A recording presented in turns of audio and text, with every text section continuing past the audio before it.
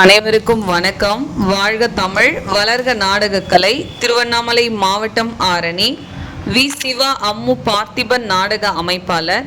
புரட்டாசி மாதம் 9ஆம் தேதி வியாழக்கிழமை. இன்று இரவு எந்தெந்த மன்றங்கள் எந்தெந்த ஒரு பகுதின்னு சொல்லிட்டு பார்ப்போம். ஆரணி தனுஷ் நாடக மன்றம், அச்சிரப்பாக்கம் அடுத்த பெரும்பேர் கண்டிகை, கலவை கூற்றோடு முத்துமாரியம்மன் நாடக மன்றம், மதுராந்தகம் பவுஞ்சூர் அடுத்த வடக்கு வாயலூர்.